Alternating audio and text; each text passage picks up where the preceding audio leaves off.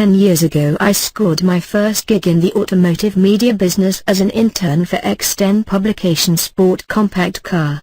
One of my main duties was shuttling cars all across Southern California. Usually this meant schlepping a fickle, oftentimes barely running project car across town, but once in a while I was handed the keys to a brand new press car. Such was the case when I was asked to deliver a just-released 2008 Subaru Wrx Sti to the track. I remember falling in love with the distinctive growl of its boxer engine, being surprised by its copious levels of grip in the corners, and being okay with its dressed-up economy car interior. When I got into a 2018 STI recently, it was like reconnecting with an old friend. In many ways, this car isn't that different from the one I drove all those years ago. The 2018 STI packs the same 2.5-liter turbocharged flat-4 that still makes 305 horsepower and 290 pounds-feet of torque and still comes exclusively with a 6-speed manual transmission. It also still has that characteristic boxer rumble, something the standard WRX's 2.0-liter turbo lacks. Although the package is familiar, there are plenty of updates that help bring the STI into the modern era.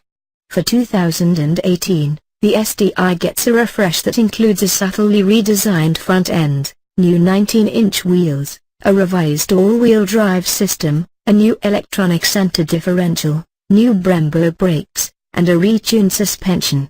Unfortunately, the benefits of those upgrades weren't all that apparent in testing.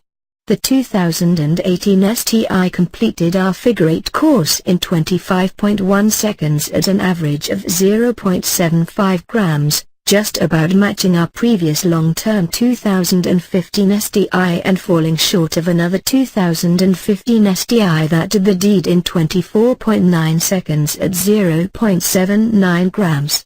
It's also not much better than a cheaper, less powerful 2018 WRX we recently tested at 25.2 seconds at 0.72 grams.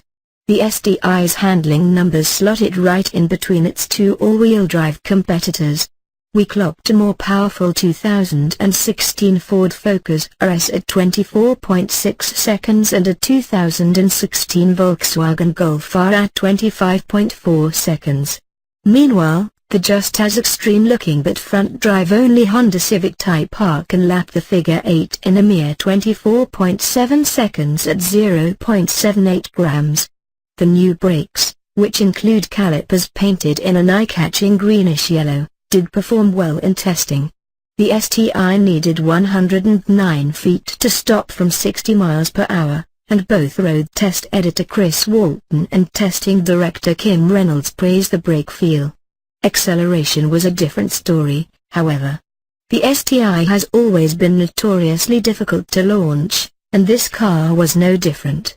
But even after getting the differential settings just right, feeding the necessary high revs, successfully engaging the vacant-till-suddenly grabby clutch, and hustling through 3 gears, because second only takes you to 57 miles per hour, via the notchy shifter, the best we could manage was a 5.7 second 0 to 60 and a 14.1 second quarter mile at 98.5 miles per hour. That's about a second slower than our old long-termer in both tests and also slower than the Focus RS and Civic Type R. The STI matched the Golf R's acceleration times exactly, but the VW had the higher trap speed at 102.7 miles per hour.